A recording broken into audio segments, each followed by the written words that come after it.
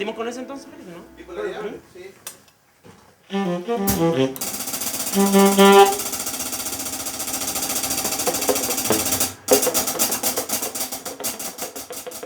La música ya estaba, digo.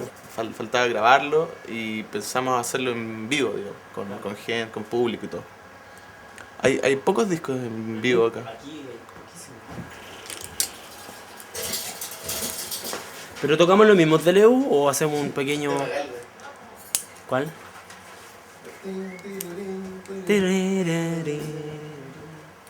No, es rico escuchar y ver esa traducción, sentir esa traducción de la energía. Y bueno, se inmortalizó algo en el fondo.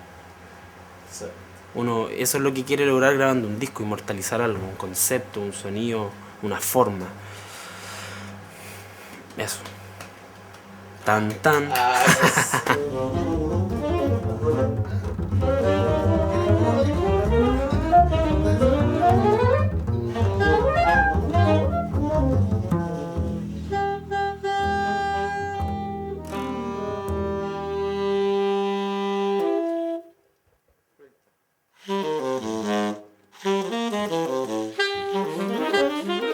Humildemente, sin querer hablar de nosotros mismos, nos comunicamos muy bien. O sea, el nivel que tiene cada uno de los integrantes es Power Ranger. Power Ranger. Sí, juntas grupos y de repente duran 2 conciertos y ya no hay más pega, ¿cachai? Y son quintetos, sextetos, entonces para que cada uno gane 30 o 40 lucas, ¿no? ¿Dónde van a pagar eso? En los festivales una vez al año. Entonces. El 3 y el 4 estuvimos en Leu. Ahora vamos a estar, bueno, mañana en el Festival de Providencia y vamos a estar en un festival de Algarrobo el 26 de enero. Y bueno, la idea es que yo creo que sumemos y vamos a hacer material nuevo, eso sí que sí. Se viene el disco 2.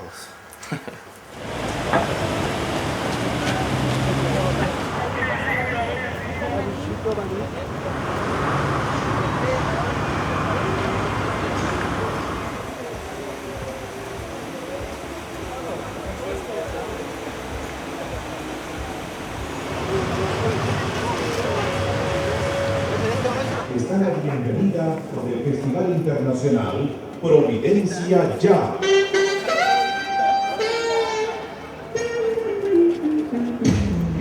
Ya lleva 20 años de vida.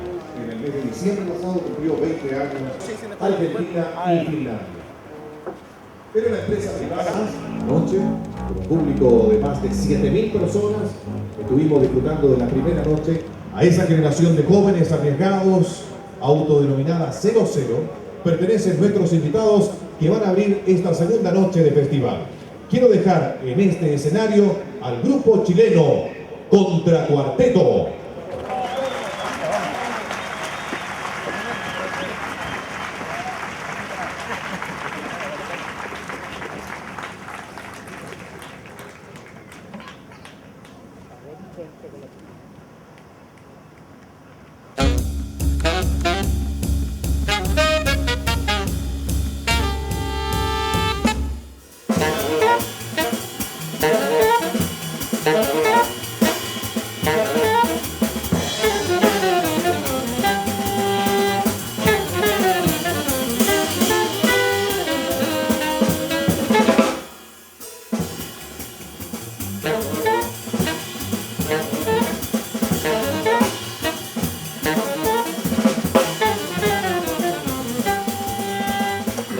En sí, bueno, ustedes no ven un piano, no hay guitarra, ¿no es cierto? Como le llaman los periodistas acá, es un grupo piano-less, que carece de un instrumento armónico. La armonía se va formando con el sonido de los saxos y con el complemento de ambos. Y el bajo aquí mi compañero es el que tiene la pega armónica, o sea, tiene la pega del piano, de la guitarra, del contrabajo, de todo. Como una búsqueda de un sonido distinto y que la gente puede escuchar y no necesita escuchar el piano, ¿te das cuenta? O sea, si tú pones el disco no te vas a dar cuenta si está o no está el piano. Si es que en un auditor así normal. Jerry Mulligan hizo unos discos en el 50, 60 sin piano, muchos años. Aquí en Chile por lo menos no existe otro formato como este, 2 saxofones, contrabajo y batería.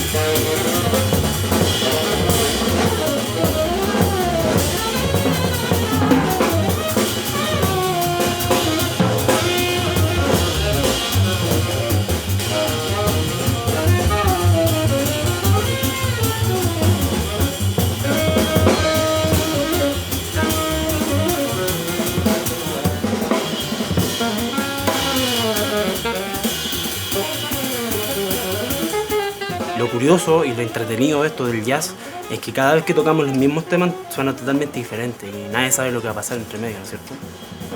Ahora nos complica un poco el hecho de ir al festival mañana porque te ponen un límite de tiempo para tocar, ¿cachai? Entonces a veces se escapa eso de las manos y se alarga y no sabes qué va a pasar, ¿me entendés? Pero a ver, el punto también fue una necesidad, siempre una necesidad crear, ¿no es cierto? Para decir de alguna forma lo que queremos hacer y lo que queremos aportar.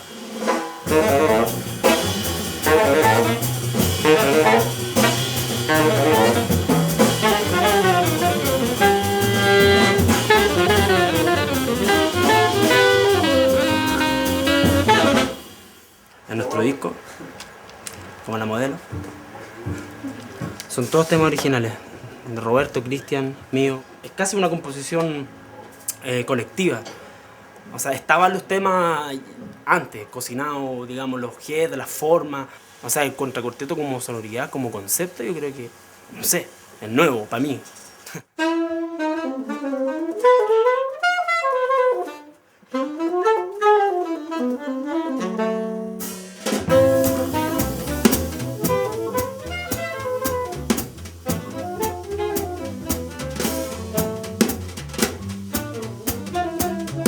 El hecho ya de tener como el apellido, igual a mí me pasa también. ¿Sí? Sí. Y además como me llamo igual que mi papá, Roberto.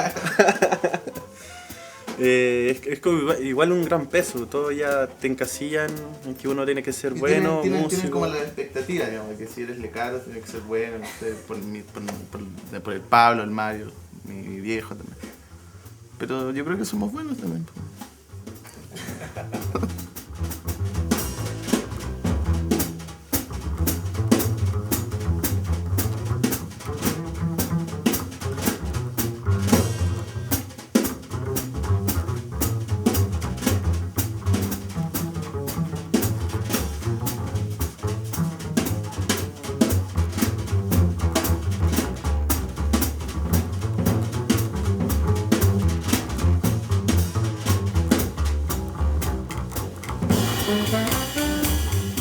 Y pasábamos en la escuela de mi papá. Entonces escuchábamos los ensayos, las clases.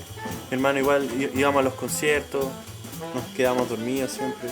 Igual siempre había música. Siempre. Nos levantábamos escuchando música. Dormíamos todo. Y eso, y después hubo un momento en que mi papá nos propuso estudiar algún instrumento. Nos dio a elegir entre el piano y la batería. Y yo quería tocar batería. Y mi hermano se adelantó y dijo yo. Pero bueno, bien, pues parece una buena decisión, porque igual mi hermano es bueno en el instrumento. Y eso, yo después el contrabajo lo agarré después en como los 20, 21 años. Se me olvidó tu pregunta.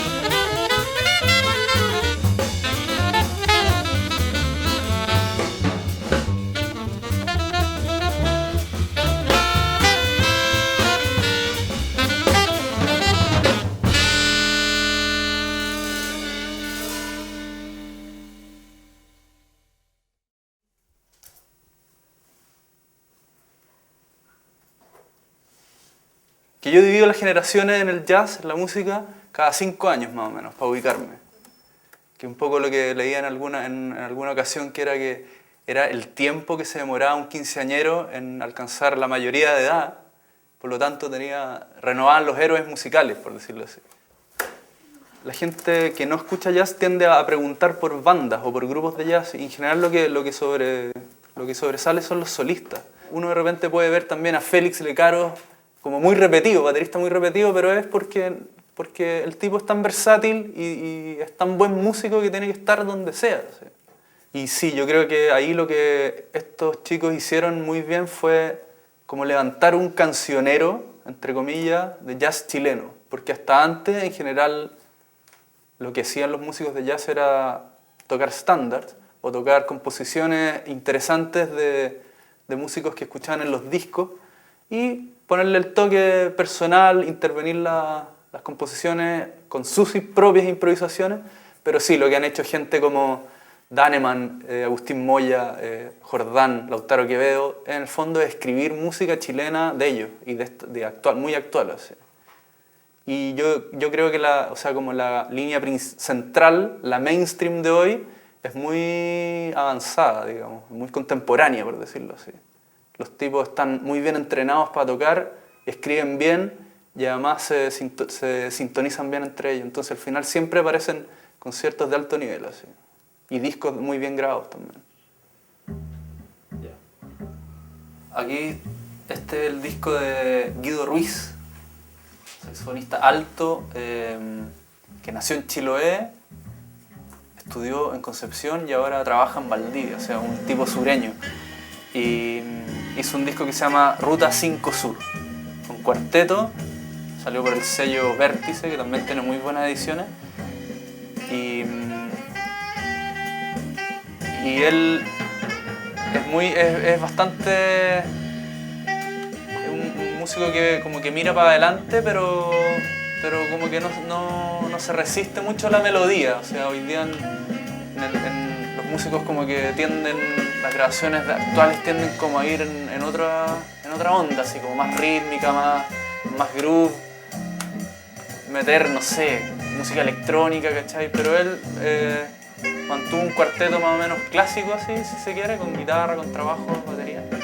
Y aquí está haciendo una canción de Víctor Jara que la arregló muy bien para cuarteto moderno, diría yo, así. Se llama Charagua.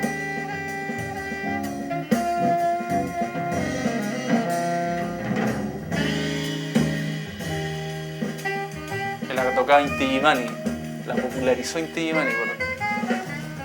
Yo diría que esta es como una generación mucho más definitiva que vienen de las academias, ¿cachai? De las escuelas de música popular.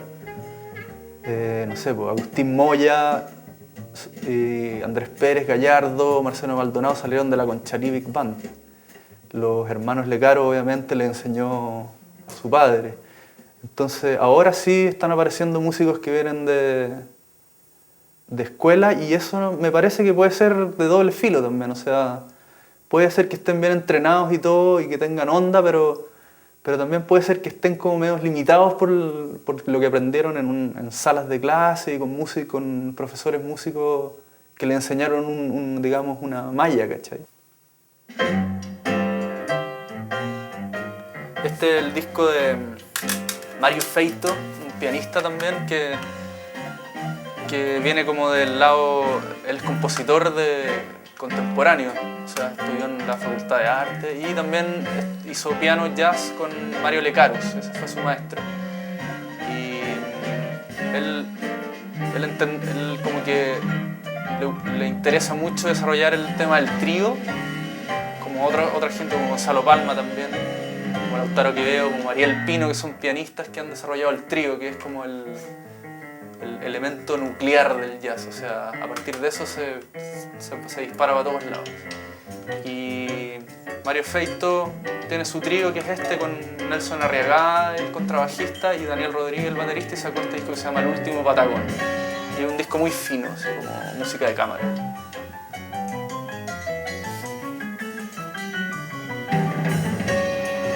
pero sí hay diversidad. Músicos que están tocando en la órbita de los hermanos Manusevich, que están haciendo un trabajo experimental muy fino también, así como bien callejero, ¿cachai? Pero de alto nivel, así como muy cuidado, muy artesanal, pero muy cuidado al mismo tiempo.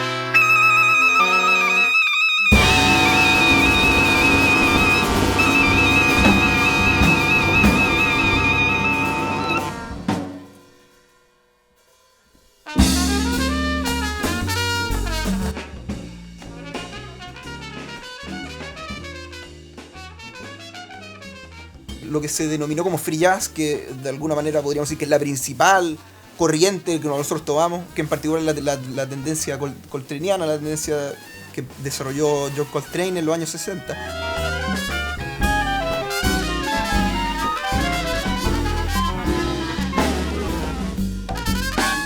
Y ellos están como involucrados muy políticamente y filosóficamente con la música de vanguardia, ¿sí? Y los instrumentos, en vez de ser trompeta, saxo tenor, son trombón, clarinete bajo, flauta traversa.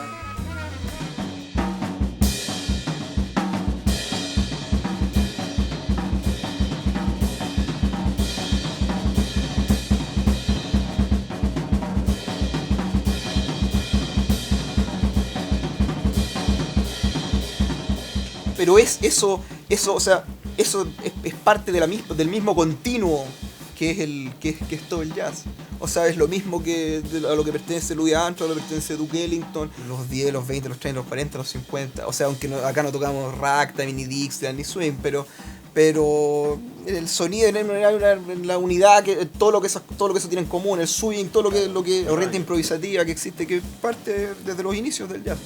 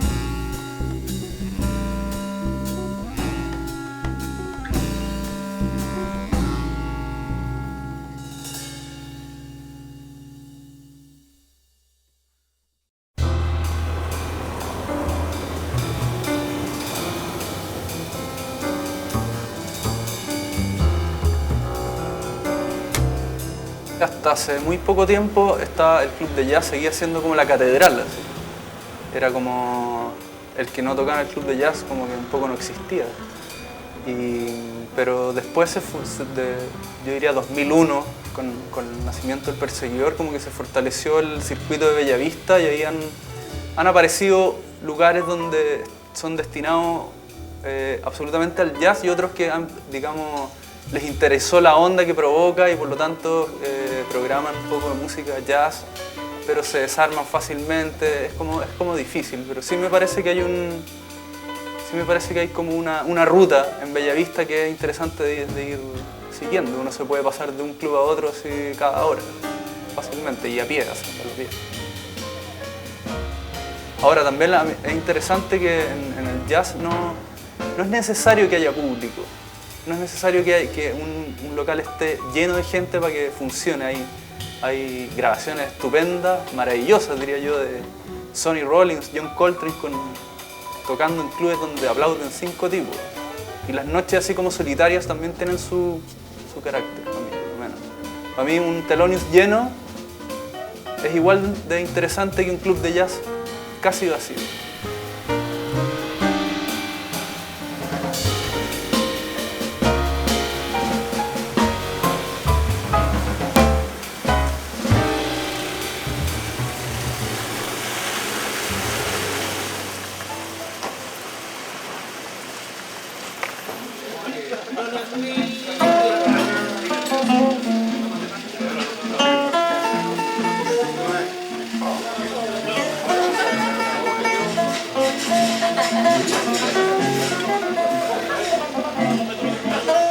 La gente aplaude, entonces le está gustando a la gente, entonces uno toca con ganas. Pero cuando nadie aplaude no parece que a nadie no le gustara lo que uno está tocando. Y resulta que después todos empiezan a decir, le felicito, pero linda, su música hermosa. Y todos dicen que no aplauden más.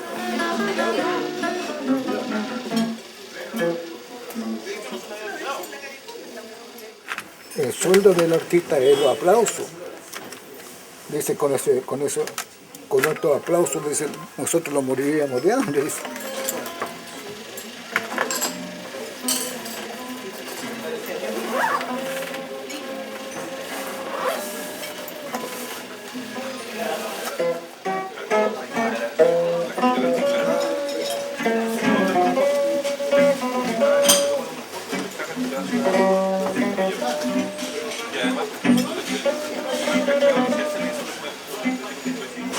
Aquí es más tranquilo, uno puede tocar lo que quiere. En el otro no, en el puro jazz y los arreglos tienen que ser con todo, que con un toco solo.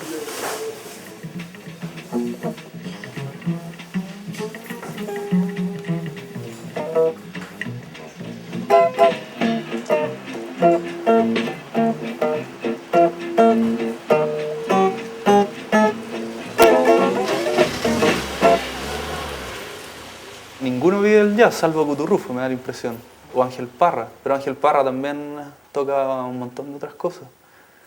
Y en ese punto yo como que me saco el sombrero por los músicos porque están ahí en los clubes hasta muy tarde tocando, pero no viven de lo que ganan ahí. O sea, ellos están haciendo clases en la semana, están grabando, están actuando como sesionistas de estudio, o como músicos de soporte de, no sé, de Miriam Hernández, si queréis, ¿cachai? Hola, ¿cómo le fue? ¿Andrés? ¿Cómo le fue? Portal viene en camino. Todo son alfileres. ¿Estuvo bueno? Sí. ¿Está lleno? Llenísimo. Buena, viejita. Un aplauso a estos dos muchachos que calentaron público, literalmente calentaron al público, así que es bastante bueno. Son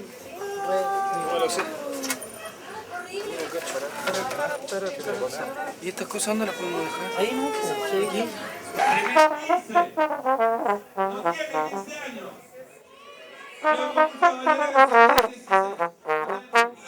Ese movimiento centroamericano, de mucho movimiento en la cadera, simulando un tipo de relación sexual en el baile, pero vestido. Y más importante, nuestra querida orquesta y coro, por favor, con la batuta atenta, no es batuta, es el dedo índice del maestro Oscar Vélez. Para poder demostrar, si tienes algún talento, tanto baile es igual. Puedes ser malabarista, mago, cómico, actor. En tan solo 2 minutos deberás hacerlo mejor.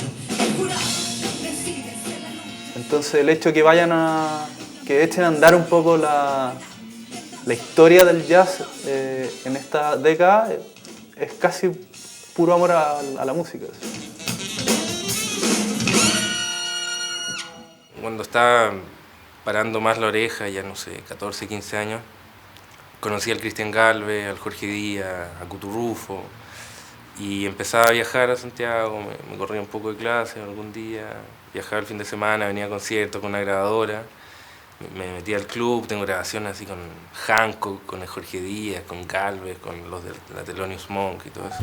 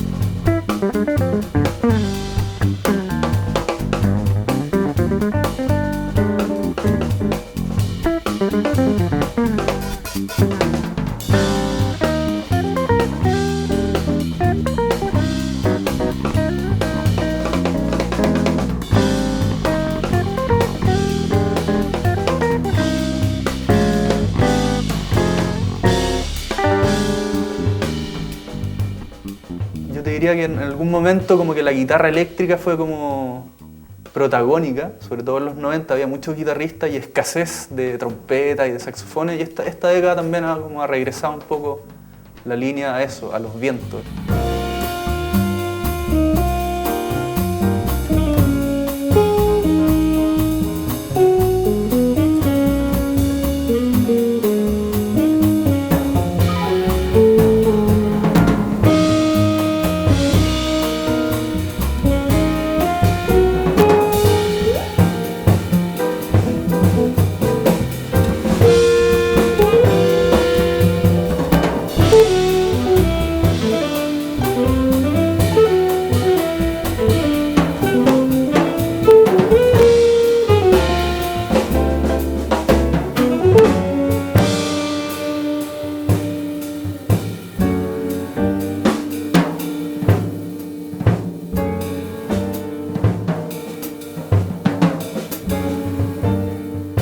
Está claro la composición, la melodía, cuál es el rol de cada uno, pero a la vez tiene que ser algo súper creativo, espontáneo y protagonista de cada uno. O sea, en el sentido que tiene que acompañar y tiene que estar más presente o quedarse callado es su aporte en ese momento.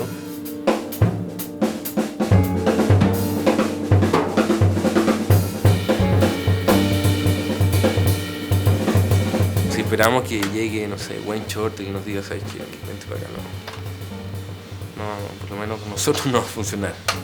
Así que yo creo en eso, que en la constante búsqueda en nuestro espacio y nuestro espacio también ampliarlo, o sea, y salir y hacer contactos y vamos a tocar.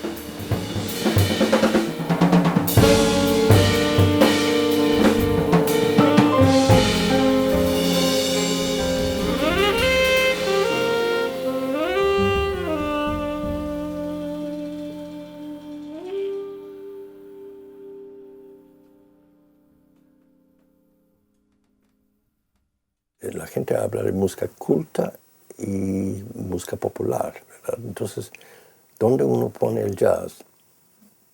Entonces, yo pienso que es una música culta. O sea, la sofisticación de las improvisaciones de un Charlie Parker, por ejemplo.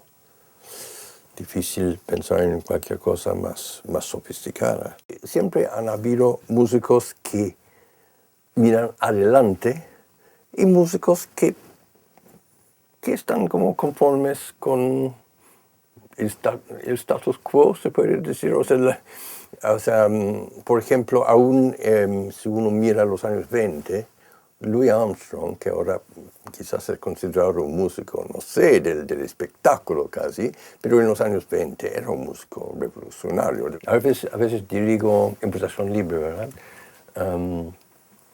Indico, yo diría, más atmósferas y feeling que notas.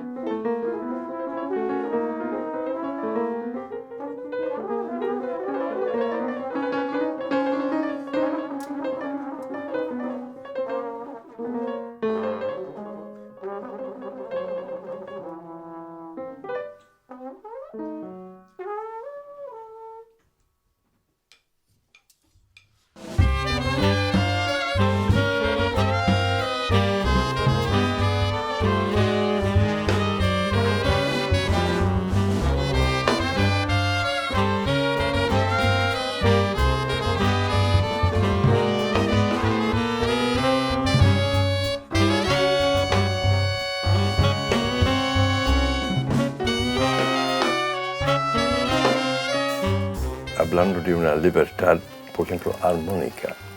Entonces probablemente va a ser música no tonal.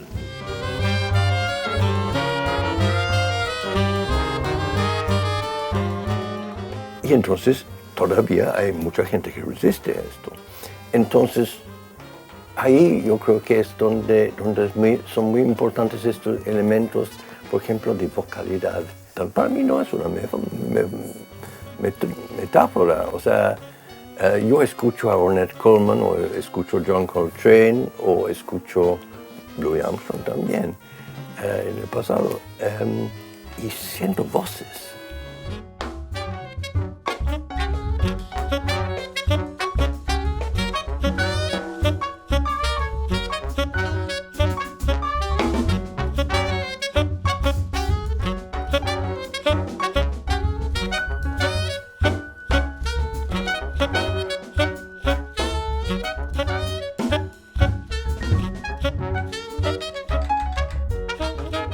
Uno quizás se contentaba con tocar bien y ahora ya no es suficiente. Hay que tener ideas sobre el tipo de música que uno quiere hacer y tratar de hacer su música. Es lo que yo trato de hacer y lo que veo que también los músicos que tocan conmigo y otros jóvenes músicos de aquí también hacen.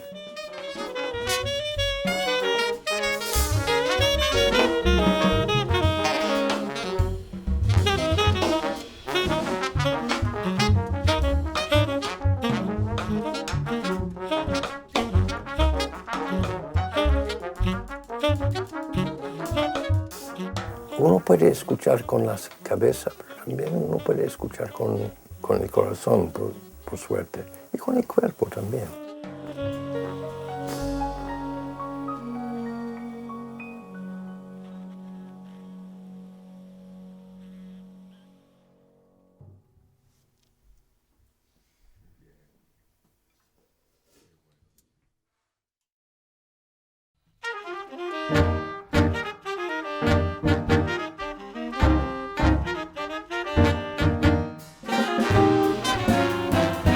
Inspirado en la orquesta, así como lo que decía Roberto Daño Baitía, que es uno de los fundadores, en las orquestas de autor, no en las orquestas de arreglos, ¿cachai? No en la orquesta swing, sino que en la orquesta, no en una orquesta como la de Benny Goodman, que tocaba swing con arreglos y bla bla bla.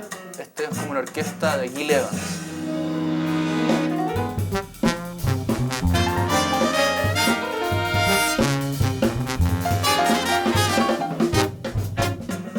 Suena como orquesta de hotel, ¿cachai?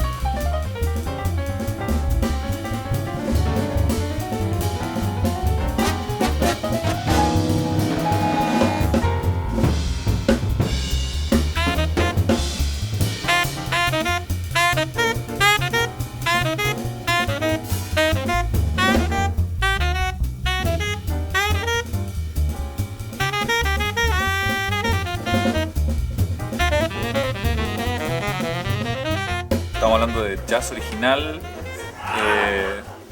y somos 13, o sea, siempre va a rondar el número entre 12 y 15 músicos, entonces es una labor difícil en Chile. Pero bueno, ya tenemos el disco, ya creo que eso es una puerta, una carta de presentación muy buena para lograr ir a provincias y el extranjero, que es la meta. Quinto de N, todo pianísimo. ¿Sí?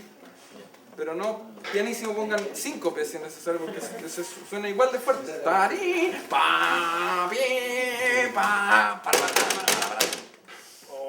¿Sí? Ya, por favor, letra B. Si alguien quiere componer en Quintessence, de los mismos músicos, de los instrumentistas en el fondo, también está la puerta abierta. Pero es una iniciativa, ¿no? A nadie se le va a obligar a algo.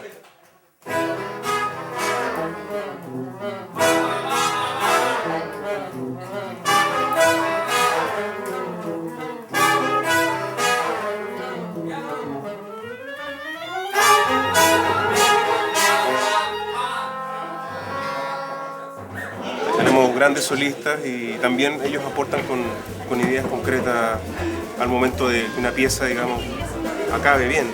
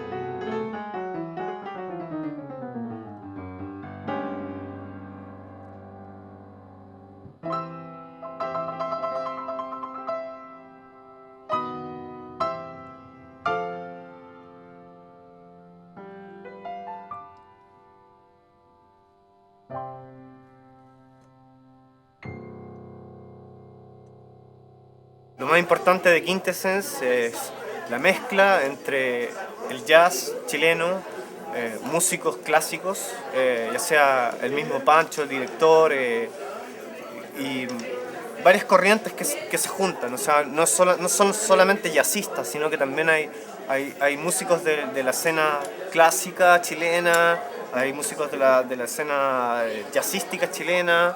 Y Martin también es un gran compositor inglés. O sea, tratamos de como mezclar cosas de fuera de Chile, con el jazz, con la música clásica. Creo que eso es lo importante también.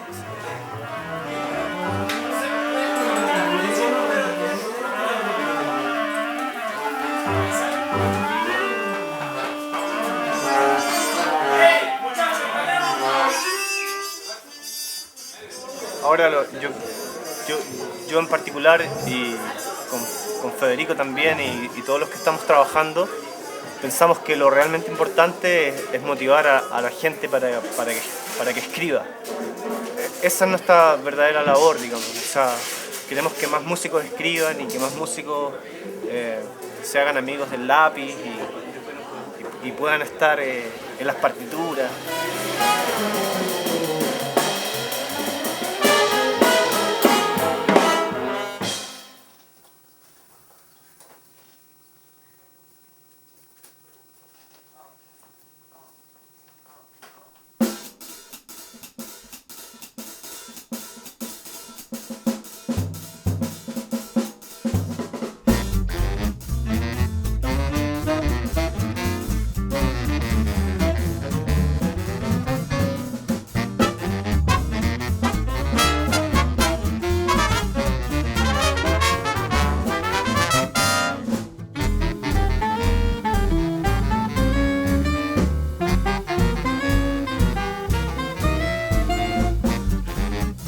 Esa composición ya es parte como de un cancionero nacional, ¿cachai? Ya la están tocando otros músicos que no son Daneman.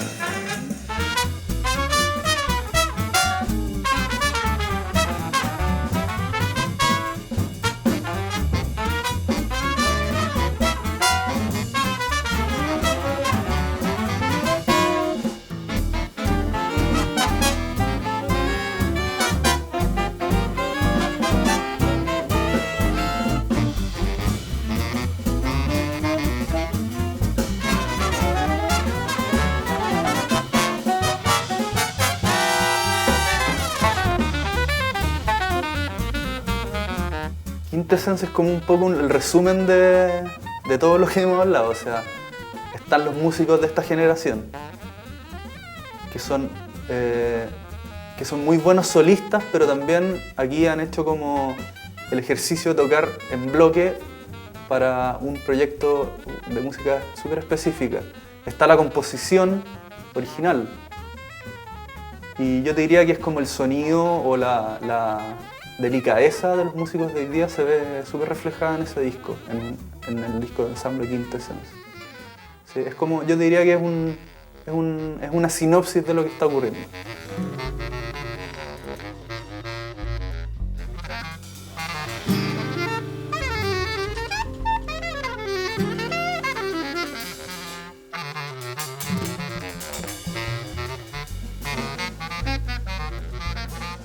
La discografía, finalmente, la colección es la que hace la historia.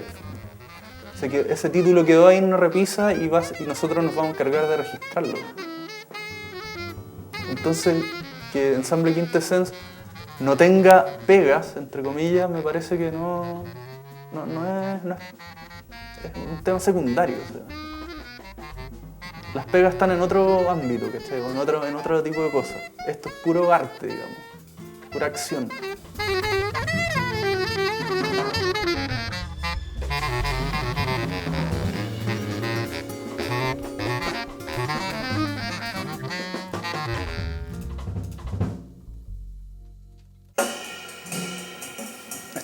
Ahí volvimos al Head de Tony's Chains.